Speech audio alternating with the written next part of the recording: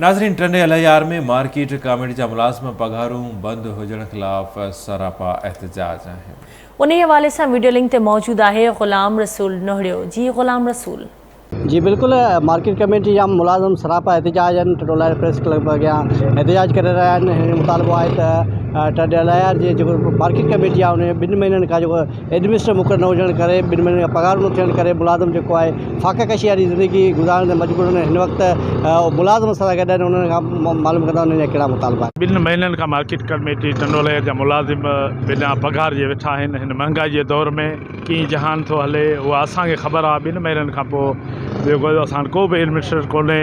असां जेको तो लिखी चुका आहियूं डायरेक्टर जनरल हैदराबाद खे एग्रीकल्चर खे, उतां खां पोइ प्रोपोज़ल सेक्रेटरी एग्रीकल्चर खां थी करे मिनिस्टर जी टेबल ते पहुची वियो आहे, अप्रोच बि कराई आहे, पोइ बि जेको आहे सो आर्डर कोन थो निकिरे। असां पुरज़ोर मुतालबो था करियो चीफ मिनिस्टर सिंध ऐं बिलावल ज़रदारी साहब खां मंज़ूर वसाण एग्रीकल्चर मिनिस्टर खां त असांखे फौरी तौर ते एडमिनिस्ट्रेटर ॾिनो वञे।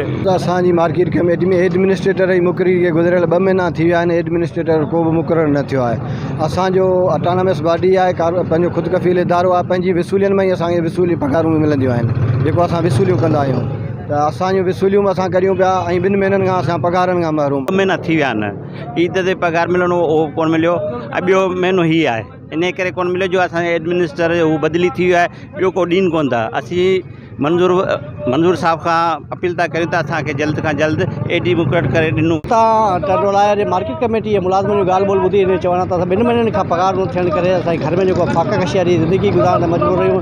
हिन मुतालबो कयो त जल्द खां जल्द मार्केट कमेटी टंडोलायर जो एडमिनिस्ट्रेटर मुक़ररु करे असां मां बेचैनी ख़तमु कई वञे। कैमरामैन बिलावल अरबाब सां गॾु ग़ुलाम रसूल, आवाज़ TV टंडोलायर।